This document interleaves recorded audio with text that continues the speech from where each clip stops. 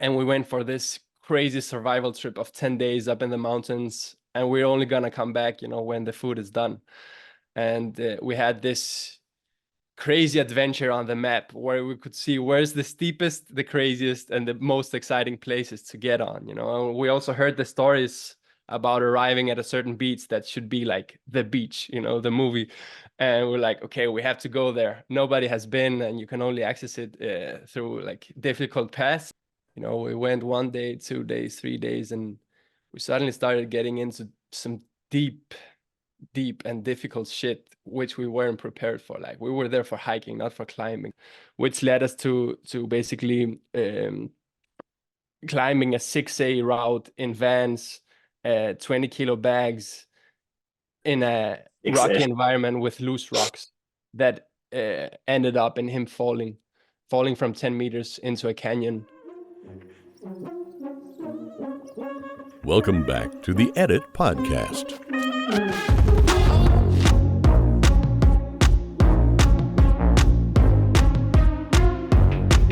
We are all the editors of our own lives. It's time to take back control.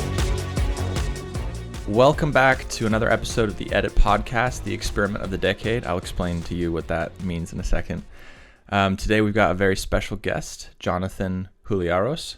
I don't know if I've actually ever said your last name. Is that how you pronounce it? Oh, it sounds well. Huliaros, yeah. He's half Danish, half Greek. And I met Jonathan it's like almost 3 years ago now, when he attended the second ever The Edit Experience retreat, which in a lot of ways was like the first real retreat that we did. And I ended up working with him afterwards as a coach, and he also coached me. And Jonathan is incredibly strong is kind of what I thought about when I was thinking about how to introduce you. Jonathan is the founder of Lucid Strength, a movement-based calisthenics coaching and course business, and we've worked together for a few years now, on and off, on how to grow that business and what it all means. And I'm excited to talk to you today about pretty much across the board. I think you're a super interesting person, and it brings me back to the Edit Podcast, the experiment of the decade. So that experiment of the decade came from what I realized that I'm doing right now, and what I have been doing for the last 5-6 years, and what I want to continue to do for the next 4 or 5 years is, what are the different modalities out there, the different, medicines, you could call them, to help with, the mind, the body, and the spirit, or in other words, self-development, which is what I call it. And you have a very unique approach, specifically when it comes to the physical and how that translates to the mental and the spiritual as well. I've been so impressed by the feats of strength that I've seen you perform that I cannot get anywhere close to doing. And I think you have I appreciate it. You have a very unique perspective that I think is very valuable, and I have a lot of questions that I want to ask you about that I think some of the listeners would find interesting as well. But thank you so much for being on, and thank you for having me, man. Yeah, it's going to be good. So I would love to start with what I think is a very interesting story, and it's one that I've heard before, but honestly, it's been a while since I've heard it. So I'd love to hear it again. And I think it gives some context to why you're doing what you're doing and where you come from. So you haven't always been doing this, which is, an obvious statement, but what happened to you, and why did you decide to start taking, your physical health seriously? So I would say I've always been active. I've always had that urge to be moving and exploring my body's limits and what it's capable. And it all started through play, which I believe is the highest form of learning. I'm in a cabin up in the woods in the mountains of Greece right now, and that's where I basically grew up. I was 2 years old, running around like Tarzan, climbing trees and being active outdoors. And that slowly led me into discovering parkour, later on climbing, capoeira, calisthenics. And in the beginning, it was all about having fun, connecting with people around the community, and just growing together physically and mentally. All these things, though, had many obstacles along the way, like serious injuries that I had to overcome. Through the injuries, I lost my identity a few times when I suddenly couldn't do parkour, which I was basing and identifying myself with totally. Later on, a big shoulder injury came up that totally disconnected me from being able to be active. I couldn't walk upstairs and I couldn't lift my arms. So this was a huge slap in the face of existence that slowly led me into different paths of healing myself. And that opened doors of discovering more about the psyche, the mind, learning how we identify and what that means and what it can cost. So I was consuming and diving into many books, different podcasts of highly um, educated people around the area, and starting from theory going into practice and seeing what that was bringing into my life. That suddenly opened up different areas of discovery, and suddenly from the total superficial of the physical existence and the physical capabilities and skills of a body, I started seeing how exercise can become a method of self-inquiry to really understand, know yourself, study yourself.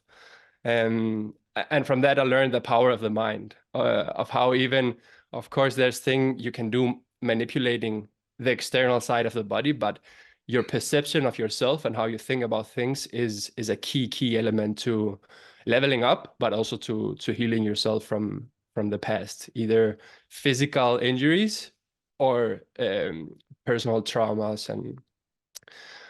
And to add upon that, I did many studies around the body. Like I'm finished as a coach, a fitness instructor, personal trainer, studied physiotherapy, ergotherapy, and from there I started diving deeper and deeper into the mind, which led me to become a Ericksonian hypnosis therapist and practitioner myself, which opened up it totally changed my paradigm of living and existing in this world. So I kind of connected the body and the mind, and I'm a continuous student of this.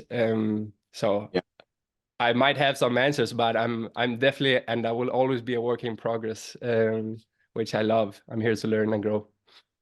So you work with a few different clients. What would you say on the surface, like when you meet someone who's interested in what you do, what do you say to them that you do? And how does that differentiate from what you actually do with them? Like, do you help them overcome injuries? Do you help them get a physique that they want? Do you help them,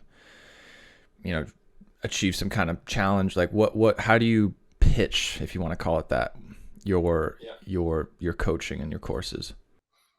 I would call it self-realizations through physical exercise.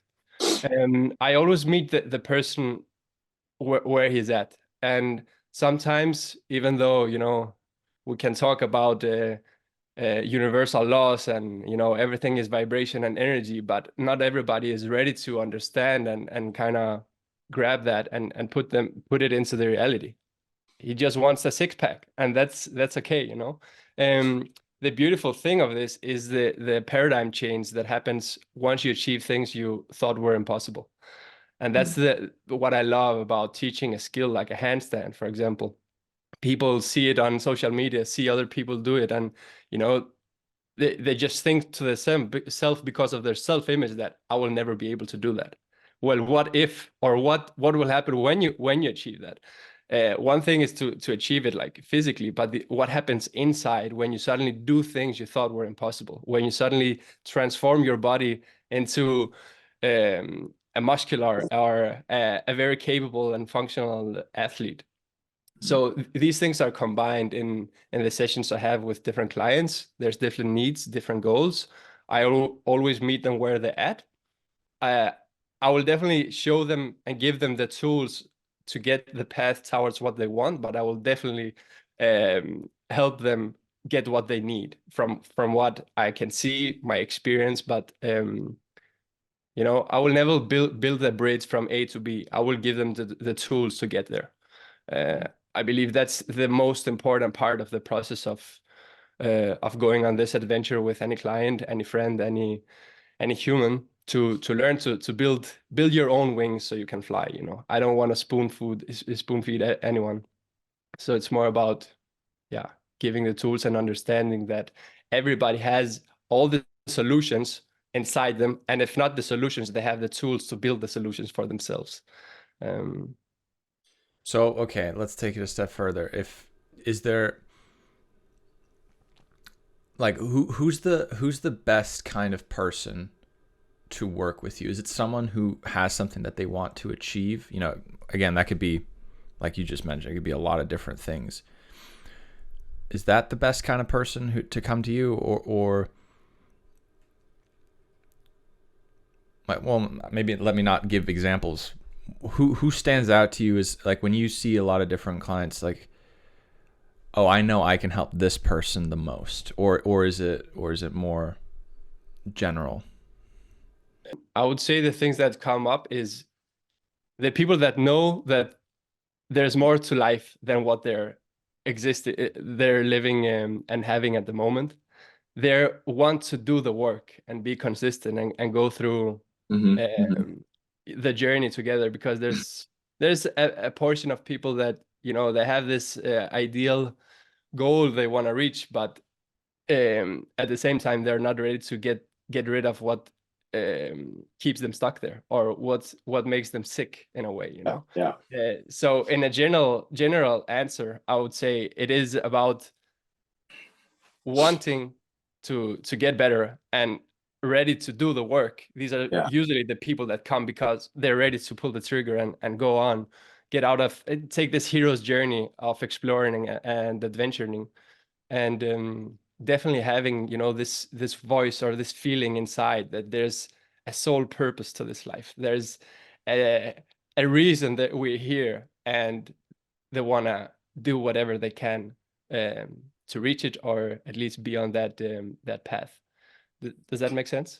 Yeah, I remember that you sent me a questionnaire when we started working together, and it had things like, are you prepared to completely change everything about your diet if I told you that's what's going to help you? As a hypothetical, right? Like, and questions like that, I was like, oh, that's intense. Like, I can see how that would be a big challenge for a lot of people, but at the same time, that attracts the right kind of person who's willing to really do the work. So what I'm thinking now, that it would be interesting to kind of go through, you know, for those listening who maybe, you know, aren't working with you right now. Let's say they have a goal of some kind. Maybe they want to get a six pack. Maybe they want to run, you know, 100 kilometers, or they want to be able to do a handstand. Jonathan, that's what I want to do. How can you help me do that? Where would you start with them? So first we do an exploration call, where it's all about crystallizing and making it super clear what the goal is and what will make our collaboration successful. So we know that when we achieve it, we know that we have achieved it. So we have a clear picture, we have a clear sensation, we have a clear timeline, and we have something that's measurable, right? And from there, what we do is that we combine this goal with the why. What's the purpose? If you don't stand for something, you will fall for everything. I love this quote. So it's about then discovering what the values are that is connected with this goal. For many people, you know, changing their body can be health. Okay, but why is health important to you? Oh, I want to be there for my family, my kids. I want to be able to play with them and stay here for longer and feel younger, you know. So it's really about digging deeper and deeper and deeper and deeper into these layers of the values of the person. And once this happened, there's a significant change in the people's eyes when this maybe superficial goal of achieving a certain amount of reps or a skill is suddenly connected with you know, a purpose for living suddenly. Then what happens, you can see in their eyes that suddenly what maybe before was difficult becomes easy. And easy is when you cannot accept that you cannot do something. And from there, we dive even deeper into, you know, the environment, how we can see in the future what could be an obstacle, and if that obstacle can threaten the goal, either for the person or for the people around it. Because if you want to achieve something you don't have, you need to do things differently, which mean that you might, you know, have a conflict with your environment. Suddenly, if you want to eat healthy and, you know, go to bed and train at a certain time, and all your friends have a different lifestyle, it will be like, hey, Jonathan, what are you doing, man? Where are you at? So if you cannot foresee that and be prepared, it might be difficult. The same for yourself. And at this point, it's the point if you go full in or not, because people can realize that, okay, this goal is actually not worth it. Yeah, that's the thing that I think I can really relate to. So when I'm like working with different businesses, it's oftentimes that there are these goals that they have, you know, whether it be revenue or, you know, growing a team to a certain size or increasing profit or removing themselves from the role of, you know, operator, and they want to be more of an owner. And then we talk about, well, why those things are and what it requires to get there. And oftentimes the reason why they're not there is that, well, they don't actually want those things as badly as they need to in order to kind of go through the shit of what it takes to get there. It's like, you know, if all it took to get something was snapping your fingers, I mean, everyone would do pretty much everything. You know, I can think of 100 things that I'm like casually interested in that I'd love to be able to do, right? Let's take a handstand, for example. Like, I'd love that'd be a cool thing to do. And I could, you know, if I could just snap my fingers and I'd have that skill downloaded, yeah, I'd do it, right? But the reason why I haven't learned how to do that is I don't want to do it badly enough. So I haven't put in the time to do it. And that could change if I, you know, maybe a handstand is the wrong kind of example. Yeah, you can get that with 10 minutes a day for sure. That's right. Maybe it's not a big enough. That's what I love about it. But yeah, I get your point. Yeah, I think it's super interesting because a lot of people are like, oh, I want to make more money, right? I want to make more money, or I want to get in really, really great shape, or I want a six pack, like you said. And it's like the reason why they don't have it is oftentimes, not always, sometimes it is genuinely because they don't know how. Like they haven't gotten that information. They don't know where to look. It's a recent thing that they've started wanting, so they just haven't taken the time to understand and research how to do it. But most of the time, it's because there's a disconnect between how much they actually want it.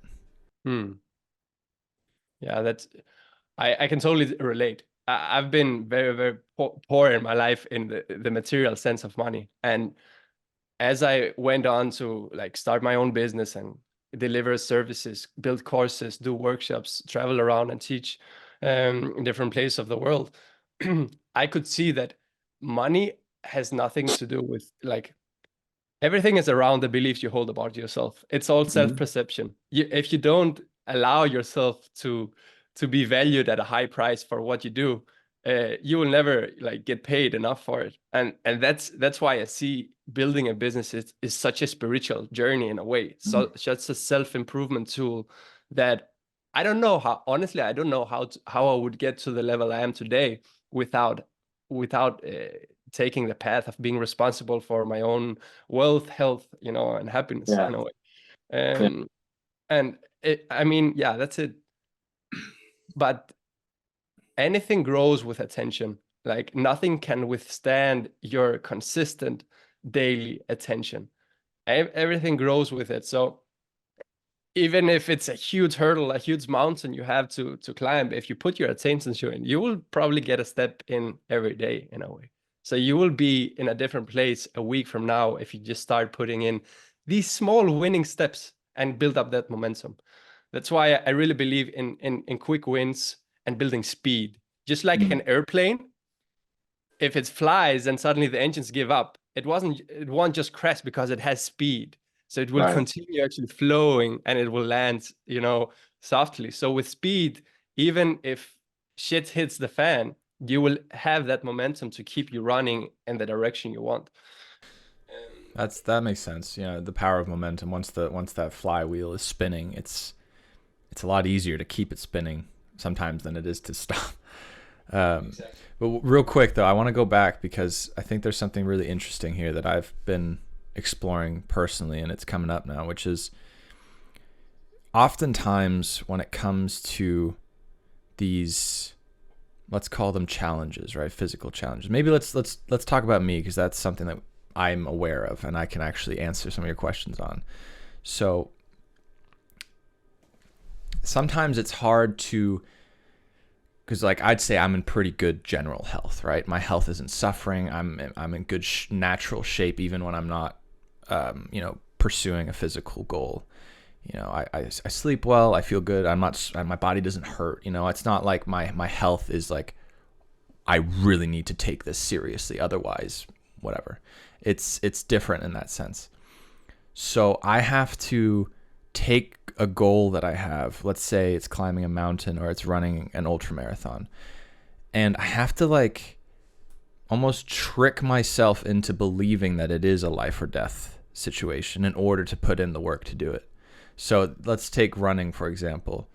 I've genuinely convinced myself that if I stop running, I will start drinking alcohol again at some point. Like I've so mentally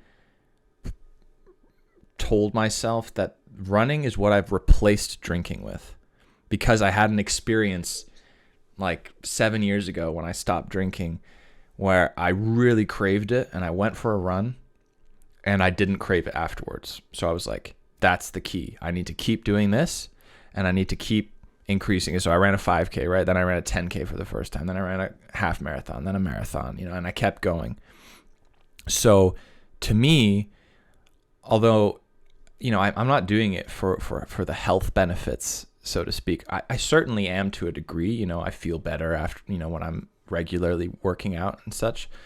But the thing that gets me to kind of put that next goal in sight and put in the reps and put in the work is that I've like convinced myself, and I know it's not true. Like, I know that that's not what would happen, but I kind of, I guess, play that scenario out and pretend that that's the case. So what's your take on like creating the why? And like, I think what I'm differentiating between is sometimes people have like a very, I don't know what the word that's coming to mind is like legitimate why.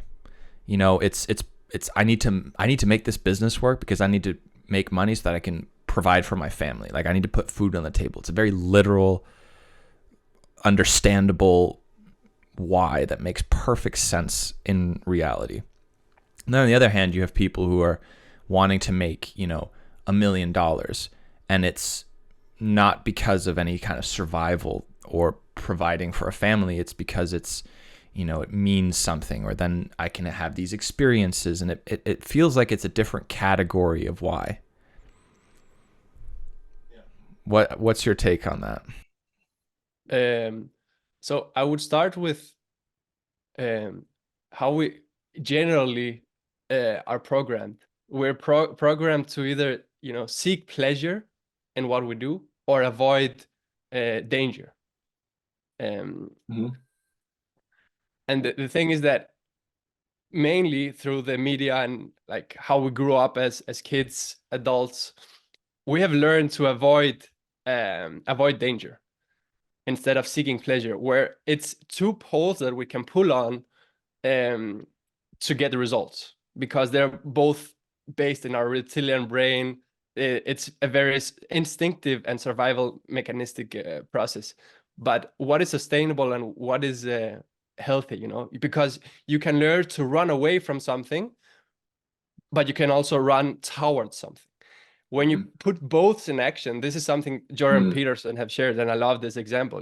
They had an experience with mice, and they put this trophy in front of them, and they walked towards it. They took the direction.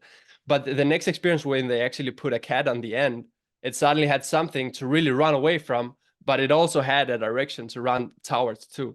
So I would say just this concept itself is something very powerful. Like, what do Yeah. you want to avoid and what do you want to have? Right. And I believe, and I've experienced that the biggest changes in people's lives comes from when they had enough. When Yeah. they're like, I'm done smoking, I'm done being in poor health, I'm done being weak, I'm done being whatever, mediocre in any sense and layer. That can happen when you wait enough and you hit the wall, or you can actually visualize and see where your life is taking you Yeah. to save time, save energy.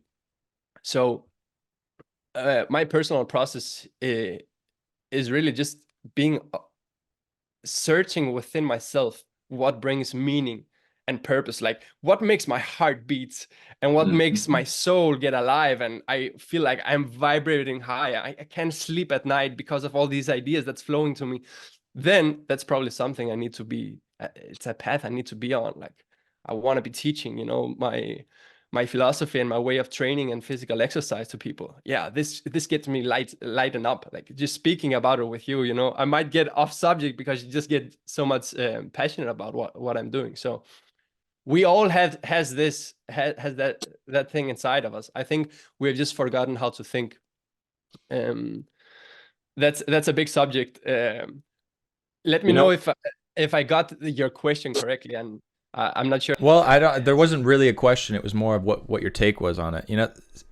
Something that's coming to mind while you're talking is one of the things that scares me the most in the whole world is seeing a person who convinces me that they don't have that feeling that you just described, where there isn't that thing that's so almost like trance-inducing, so like I need to have that. It's so exciting. I need to pursue that with everything I have.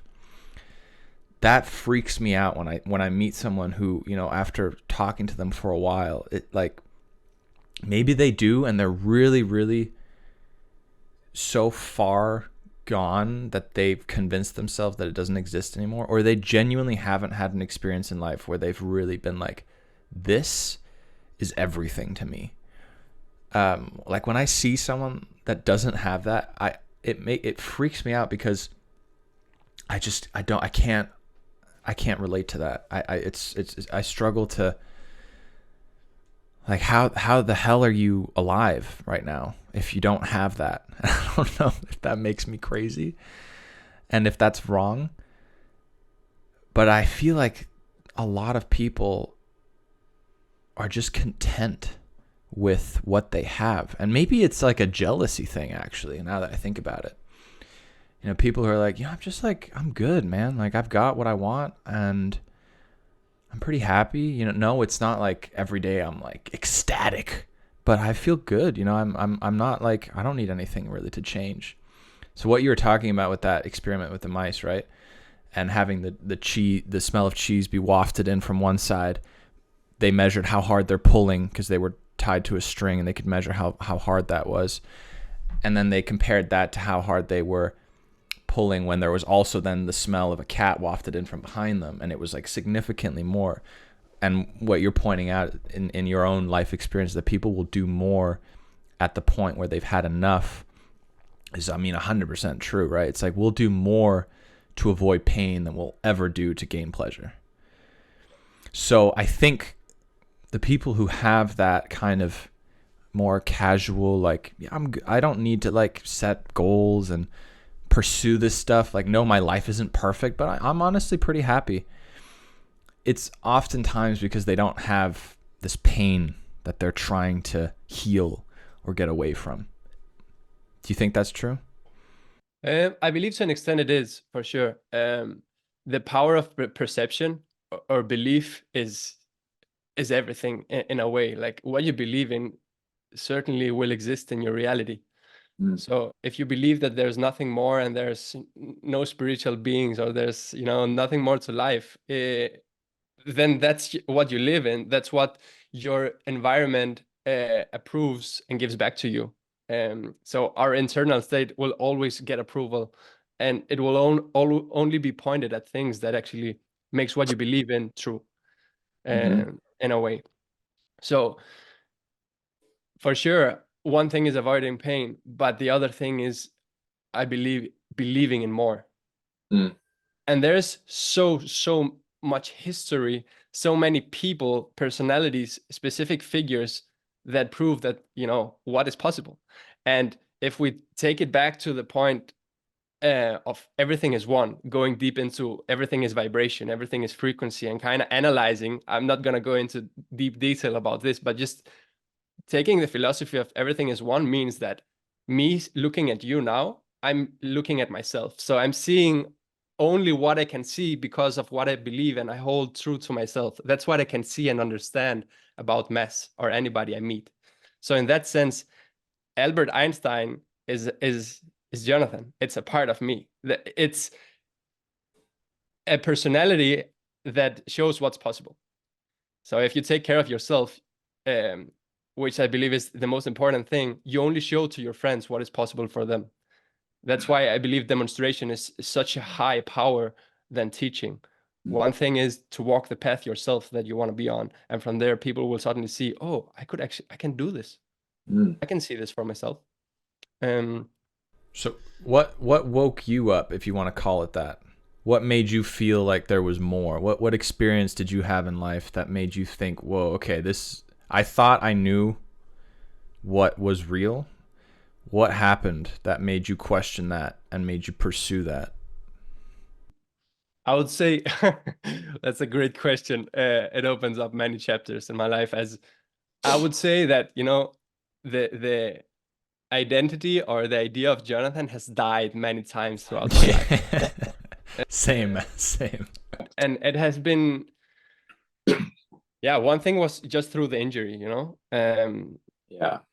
I had a big knee injury, shoulder injury that totally changed the way I was perceiving and holding myself in the world. And there was I had a near-death experience with my good friend Aitor, which you have met and worked with, which was mind-blowing. And like, it was a psychedelic experience, but without any use of Tell us that story, if you will. That's a powerful story. Yeah, so I will give the short version. It's basically me and my best buddy hiking up in the mountain of a Greek island in Greece, and we went for this crazy survival trip of 10 days up in the mountains, and we're only gonna come back, you know, when the food is done. And we had this crazy adventure on the map where we could see where's the steepest, the craziest, and the most exciting places to get on, you know. And we also heard the stories about arriving at a certain beach that should be like the beach, you know, the movie. And we're like, okay, we have to go there. Nobody has been, and you can only access it through like difficult paths or through the sea. And we went there, and you know, we went 1 day, 2 days, 3 days, and we suddenly started getting into some deep and difficult shit, which we weren't prepared for. Like, we were there for hiking, not for climbing. So we ended up being in this climbing environment up in the mountains. And me and my buddy, we're a bad or a very, very nice couple together, you know, in a way that we push each other so creatively and dramatically. So we ended up going so deep into shit that we couldn't get back. So the only way was going through it, which led us to basically climbing a 6A route in vans, 20-kilo bags in a rocky environment with loose rocks that ended up in him falling from 10 meters into a canyon, and basically rupturing his hip, breaking his wrist in 3 places, and having some internal bleeding in the lungs. Luckily, he fell on his back with his backpack, so he didn't hit his head, which is crazy, like seeing where he fell from. And he then fell into the water. I rushed, picked him up, carried him through 2 pools, carried him up to a rock, and we were basically in this uneven place where with this multi-injured guy with 9% battery, no signal, and the only way out was to climb up what we just went through. And there was no option to that. So I gave him the first aid. Like I got his temperature back, gave him some painkillers immediately, raised the fire, and took the coordinates and basically run after help. So I climbed this thing up basically 6 times, getting in and out to check on him, search for help, come back. Long story short, we had help and rescue 48 hours later. So we spent 48 hours alone in that canyon. Um, and every night was the hardest night of my life, in the sense that I was living in unknowing if my message got through. The people I met and gave the directions and the help to was like 1 hour running up to the sources of the canyon, which were camping there. But when I met them, they were tripping on acid. So I can feel that I just get adrenaline from tapping into the story again. That's the power of thinking. It creates your internal state. Anyway, so I gave them the coordinates, the directions, and everything, and I ran back to see if he's alive. I didn't even know, how serious this fall was. And we spent the night there. I was moving him around and changing his position every 15 minutes because he had everything broken and everything was hurting all the time, So yeah, we had like recorded videos saying goodbye to his family and where he want to be burned, his ashes, and like it was intense moments. Through this whole journey, I could see, literally visually see solutions coming to me, ideas of how to find help, how to manage this, how to control myself, what to do. And I could see them coming to me like um hard to put into words, but it was just like swiping left and right until something sticked and made sense. I'm like, yes, like decision making there is key, and happy that I could hold myself to be there for him. So yeah, so rescue came. The first team came 24 hours later. It was 3 guys that wasn't even rescue guys. We don't have a baseline for rescue team in Greece. Like maybe there's 8 people that are suitable for these kind of rescues. So it was basically 3 friends I met 3 days before that knows how to climb and do canyoning. So they arrived there naked, no food, cold, freezing, and suddenly I was taking care of Aitor, who was, in the situation he was, and then suddenly have to feed 3 other people and keep them warm in a way. Until the moment that the helicopter came, we didn't know that the helicopter would be able to come down into the canyon because it was very closed and it was very, very dangerous. Like we could all die if one mistake happened. But eventually everything went well. Like I can go into detail. I believe it would be lovely to make a documentary one day. I had my GoPro in my mouth through this experience in various scenarios and have like some crazy stories to follow along with this. But yeah, this just showed me, taught me so many things about myself, and definitely changed both me and my friend Aitor's life for the better. Like everything went wrong, but everything went well and good in the wrong situation. He's totally healthy now. He's in love with his girlfriend, doing what he loves, so everything had a nice ending to everything. But 48 hours was like a lifetime. That's crazy. Yeah, thanks for sharing. Aitor actually just sent me a voice message yesterday, so it's funny to be talking about him. And I haven't heard from him for, like a few months, so that's like, yeah. What stands out to me in that story is a few things. One is you said you were proud of yourself. Maybe you didn't use that word, but I added that word of the way that you kind of maintain composure. What do you think? Do you think that was because of like the training you had put yourself through beforehand? Or do you think that was just the moment that called that part out of you and it would have happened no matter what? that's that's where I experienced that every piece of puzzle that I learned beforehand that I didn't know what to do with suddenly came in hand. Like, or my climbing, or my parkour, or my first aid, first help, uh calmness, mindfulness, like breathing, or everything came into play at the right moment, at the right time, and the right tool came into action, and wow, I felt first stupid for like allowing it to happen in the first place, but then very, very happy that I had done this physical mental preparation, because I Wow. suddenly could see that I'm not only strong, but I'm actually useful. So Wow. that's You're making my I find hands it strong sweat. to be useful for myself and my people. And so for sure, everything came in and just clicked. I didn't think. There was no thinking, only acting. Like, that's where I felt like, I became my subconscious mind, and it kind of just moved habitually from what programs had available, and definitely some higher forces came and helped me, I believe, in this situation. This is something that I find myself silently thinking about a lot more than I actually realize. Because when you're talking about it now, I'm having like a physical reaction to this like feeling of preparing for something that I don't know. Like, I have this idea in my head that I've been preparing for the last 7 years for something that's going to happen that I don't know what is, but I need to be ready for it.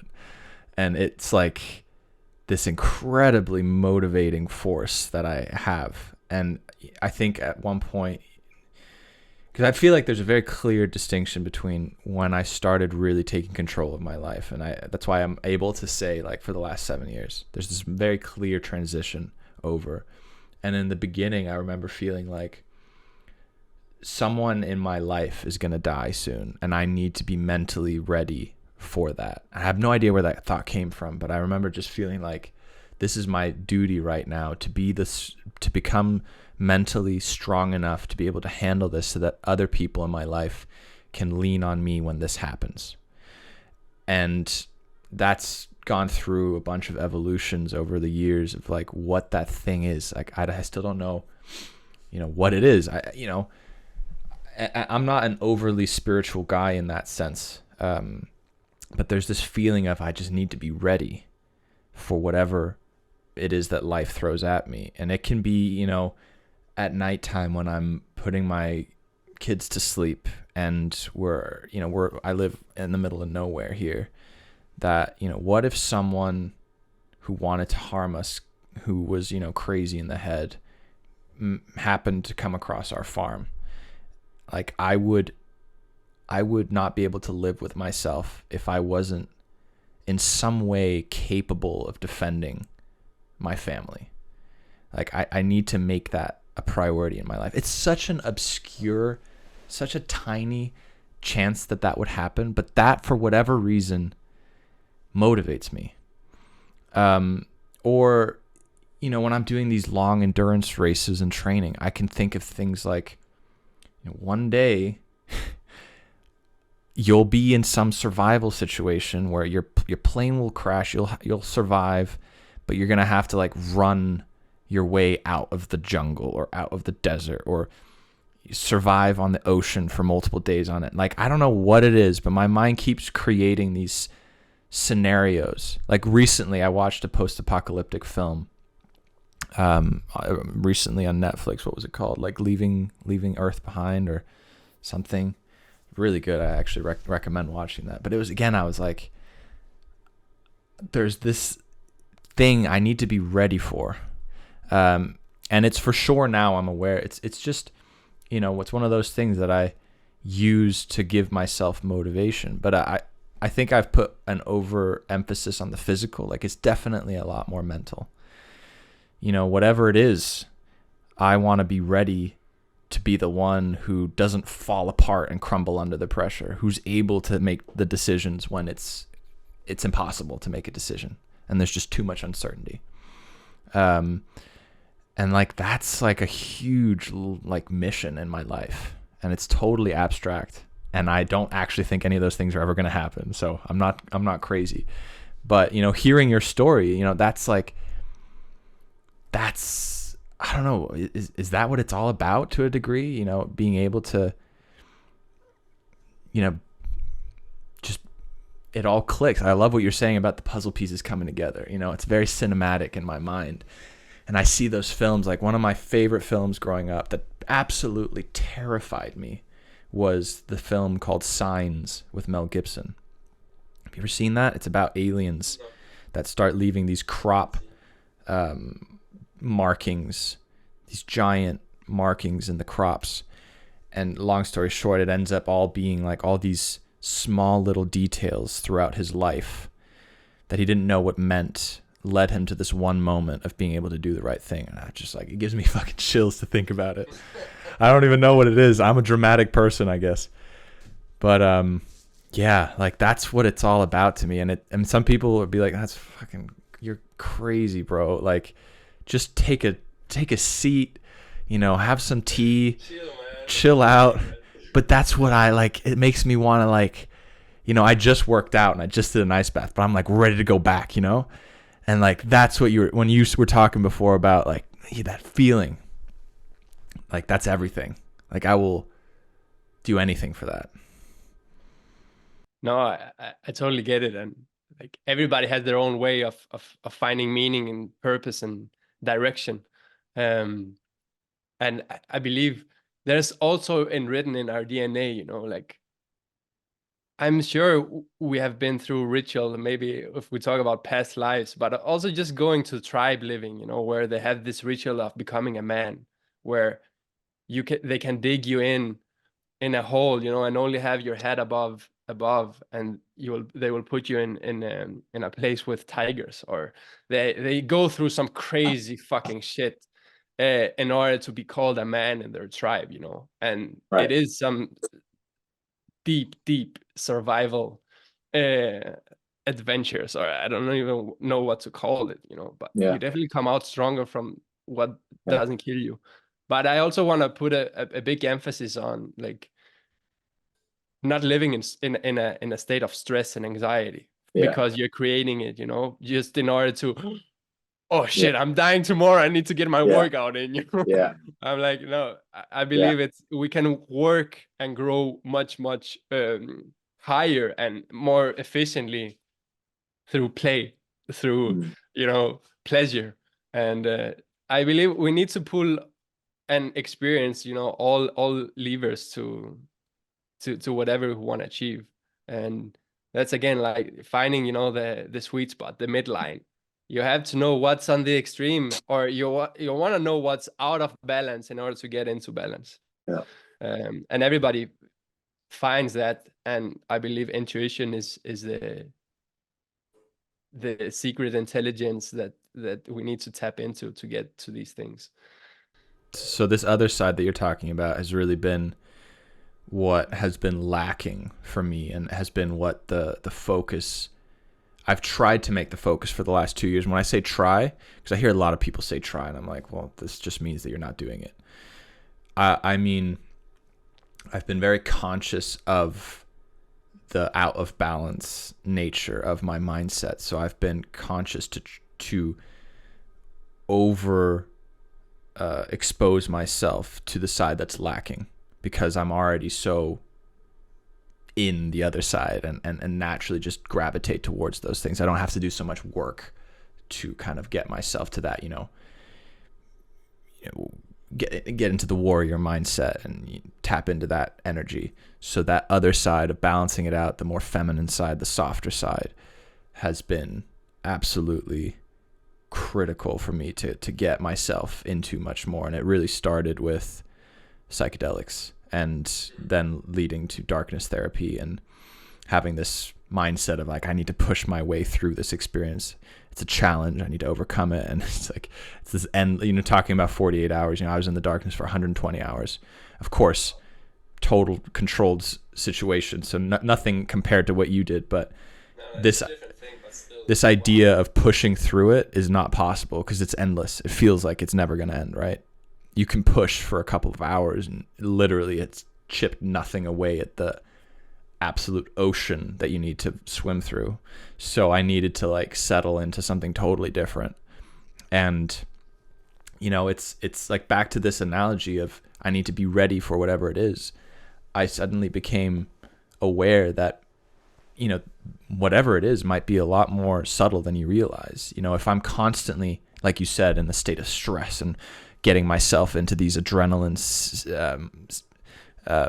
places, I might be missing the thing that's actually already happening, which is I'm not there. I'm not present for my children. I'm not actually able to meet them where they are, because I'm out trying to fight demons that don't exist. So many of my the lessons that I've been taught in the last 2 years have been like presence, much more of a softer approach, being gentle. And it's been such a contrast to what I thought was everything. Everything is about achievement. Everything is about power.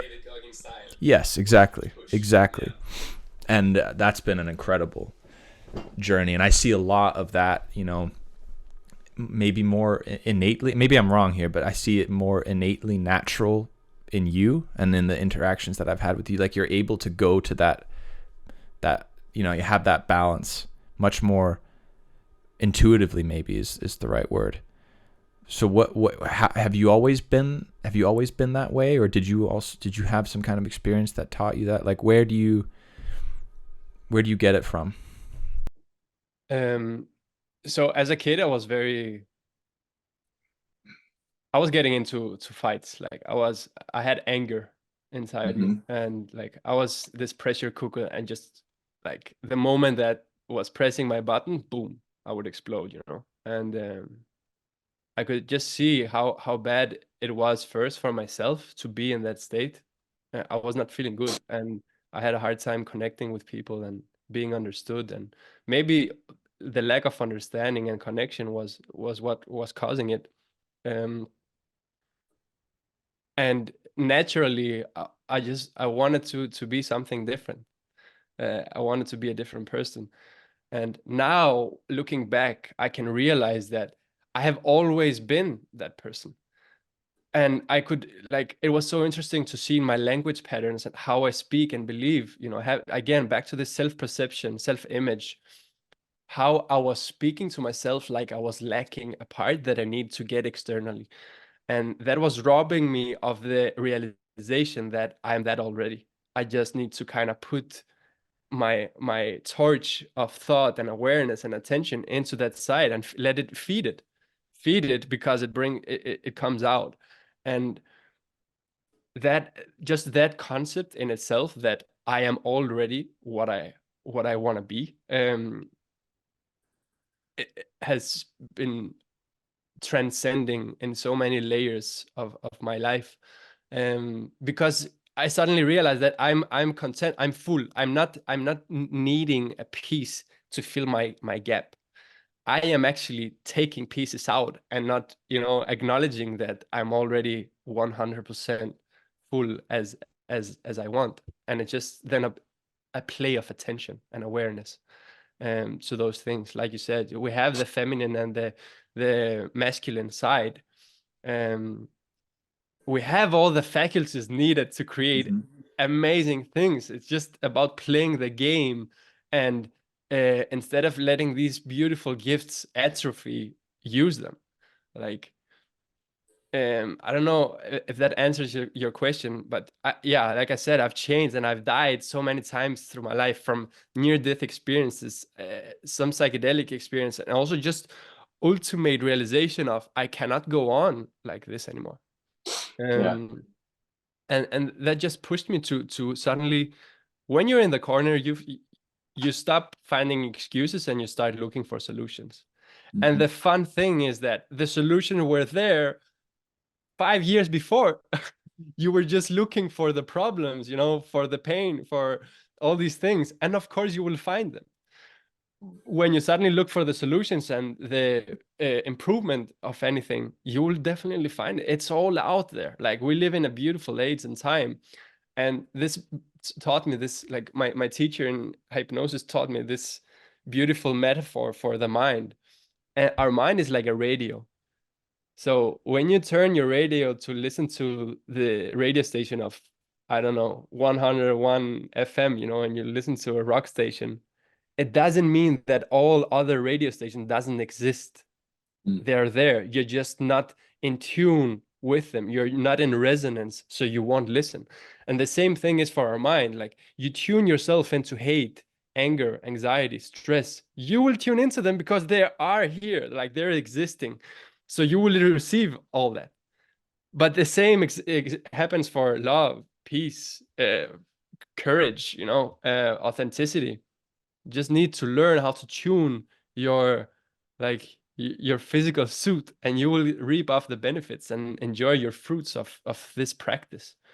Um, so this game is amazing. It's amazing getting to know what we're giving. You know, there's so much we have no fucking idea and clue about, but that's the exciting part for me. Yeah. It's just like, you know, I played Age of Empires when I was a kid, and there's this, you know, Yes. the map where you move around, Yeah. everything is dark, and the more you move, the more it gets lightened up. It's the same. The more you Yeah. explore, the more you will start to understand, Yeah. and things will come. And a key thing is understanding, like awareness, understanding. First, in order to change something, you need to realize that it's there, and then understanding why it's there.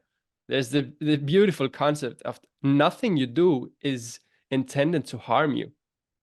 Even smoking, for many people, is actually fulfilling a positive outcome. They're bringing them peace. It teaches them to take space for themselves.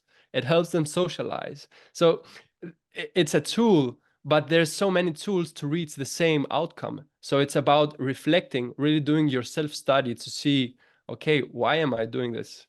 What is it serving? What is the positive effect of doing X, Y, Z? And then see, okay, can I replace it with something else that will maybe be even more efficient and will not like kill me slowly? There's things we can do in micro doses and kill us slowly, but there's also things that can make us, you know, happier, stronger, and live longer. So it's just like take your route, see it in front of you, you know, create it, and yeah, get yourself around the people that already does it, and you will learn it automatically. We have mirror neurons to copy everything we see and do, you know. So that brings me nicely to what I want to talk about here at the end, which is, so my favorite way to do that, both for myself but also for people that I work with, that I coach, is immersion, and usually that comes in the form of retreats. So I think that there's something, you know, having one-on-one sessions is extremely powerful, but having, you know, an extended period of time where you're really immersed in a retreat, for example, where you then get to experience all these different ways of thinking, all these different exercises, all these different, just a big change to what you're used to. It kind of reveals, I think one of the great things you said was like this idea of you've had the solutions all along. You've just been looking for the problems. So it's often that, really. It's not so often that it's like, I've never realized this before, thought about that can happen, but it's more of like a remembering almost. And you know, I'm super curious because you went, I believe it was this summer, right? You went to a retreat in Bali for like a month. Yes. Would you mind telling us about that? Of course, yeah. So I'm part of this beautiful community of coaches and entrepreneurs, businessmen, that's called Uncommon Success, which has really helped me not be alone in this journey and be supported, you know, by people that have the same values with me. And what this community does, it has already created a virtual environment where you improve your physicality, your business. You get, it's around three values: athletic, richer, smarter. And there's the virtual environment for that through courses, video calls, and constant communication and exchange, masterminding around any kind of topic you can imagine. And their mission is also building physical locations. So now there's physical locations in Bali, in Vanuatu, in Montenegro. There's being built in Portugal, I think, in Spain, and there's also in Mexico. And I'm also taking the initiative to build here in Greece. I'm already in the process of that. So I went to the Bali Time Chamber. That's what it's called. But and the host Nico De Paoli is this beast and legend of a guy that has just created. He's 27 years old and has created something that many people don't even get to imagine for themselves in their lifetime. You know, so it's this perfect environment of training, recovering, and also being in a place to focus on your one thing without any distractions in a company of people with the same values. Do you mind explaining time chamber? Because that term is very important. Yeah, so this people that already watch anime knows this from Dragon Balls. Yeah, I'm a big Dragon Ball fan, and I think one of the things that really, won me over in the Bali Time Chamber was this concept. So the time chamber is this space out of time in Dragon Ball where Son Goku and all the other characters go and basically train for a day in real life, but it means a year. No, sorry, it's 1 hour in the time chamber, but it equals a year outside in the real world.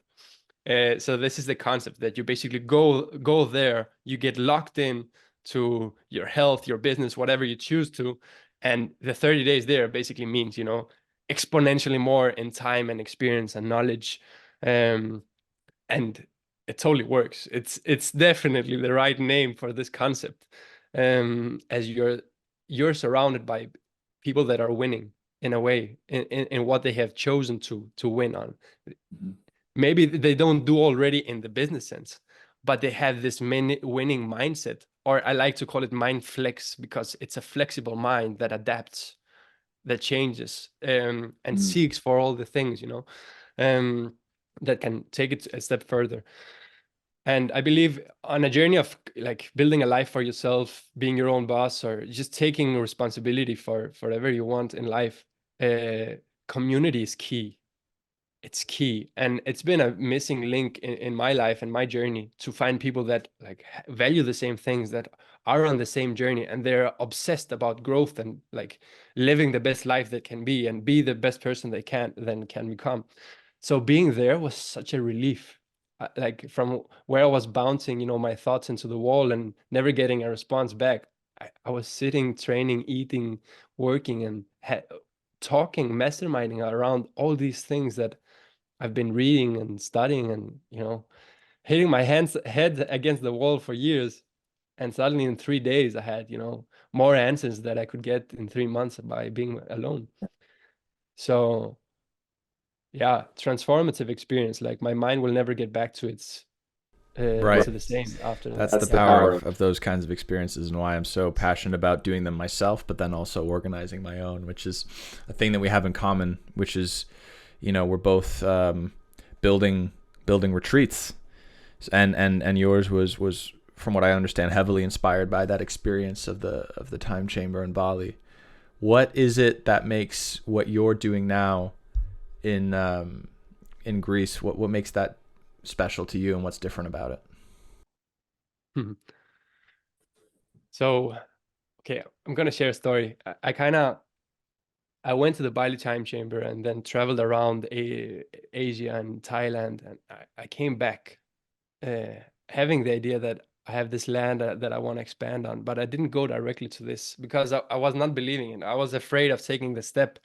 And what was heavily like a heavy thing on my heart was that I need to build this community. I need to attract the people that I align with, So, and even though I'm totally against living in a city, it doesn't align with my values. I went there.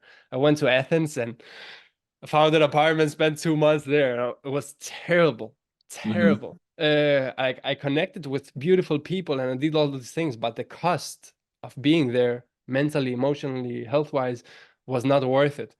And I kind of took, a big look back into my life and the decisions that I've made so far.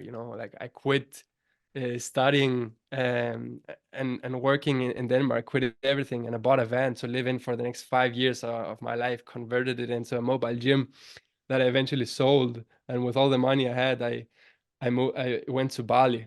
It doesn't make sense to go and live in Athens after that. It's not aligned with who I am and what I believe for myself. So it took a serious investigation into my values and my past decisions, and I'm like, fuck it, I'm going up and I'm gonna create this no matter fucking what. I know the world needs this, and I definitely need it myself also.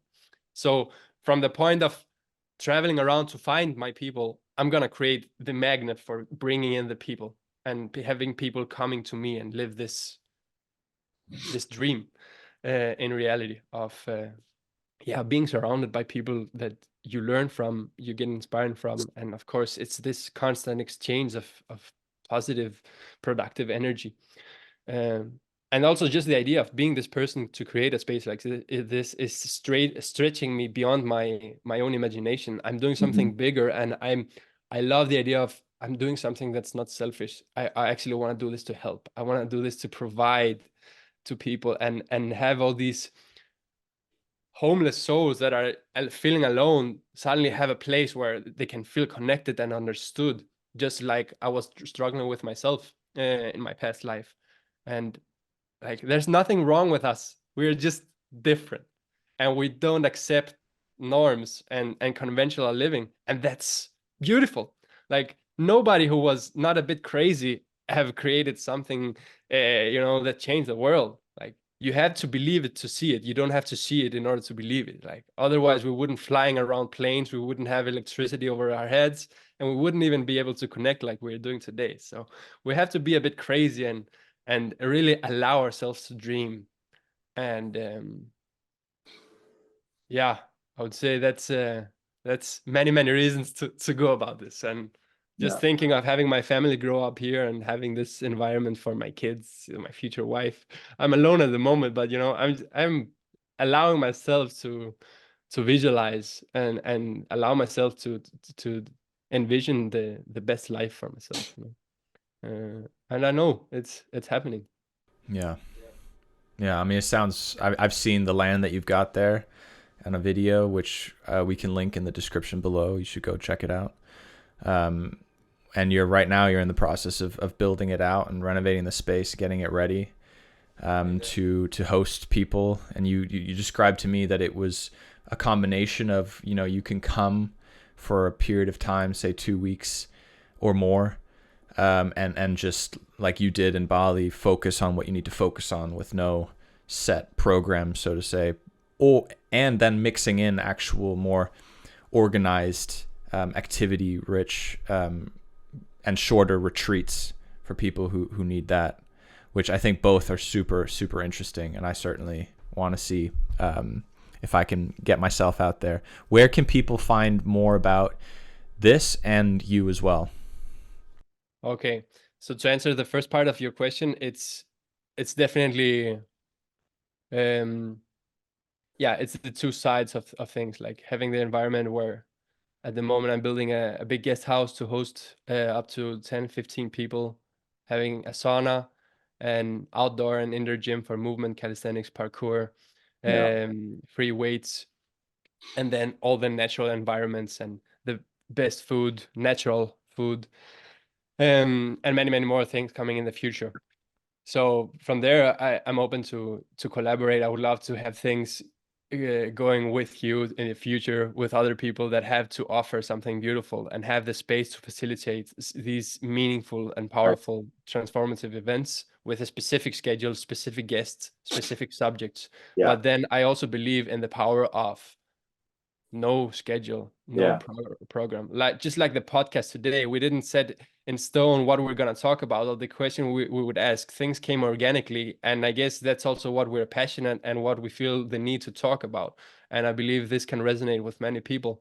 Hopefully, will let us know in the comments, I guess. And yeah, so then there's the concept of no schedule, and I believe the power comes in like the small conversations that happens in between training sessions in the sauna, cooking the food over the fire, etc., etc. So about the specific project, the village I'm building, there's nothing yet. It's like a month I'm in. It's going fast. I'm planning on opening in May for a first selected group of people. If people are interested and want to learn more, feel free to send me a DM in Instagram at Jonathan Huliaros, just my name. I would love to hop on a call, connect with anybody who's interested in learning more. And also for my training and all my work, there's my Instagram. I have a YouTube channel. I'm mainly in Greek, so maybe that's not suitable for many. And then my website at lucidstrength.com would be perfect. We'll make sure to add all that in the description as well. Love it. Thank you. Thank you so much, Jonathan. That was great. We got to definitely do part 2 and a part 3. I would love to. I'm so pumped right now. Honestly, Good. It's training time. Nice. I'm gonna go out in the sun and enjoy. It's selling time for me. I got some sales calls lined up now, so I got to convince people to make the commitment, make the leap to go and buy a ticket for my retreat. Be authentic. Things All will right. come. Yeah. Man. Thank you so much. This was amazing. Thank you. Thank you for All right, having man. me. Have a good one. Have a good one, man. See you. Bye-bye. Bye. Bye-bye. Don't miss next week's episode of the Edit Podcast. Subscribe now.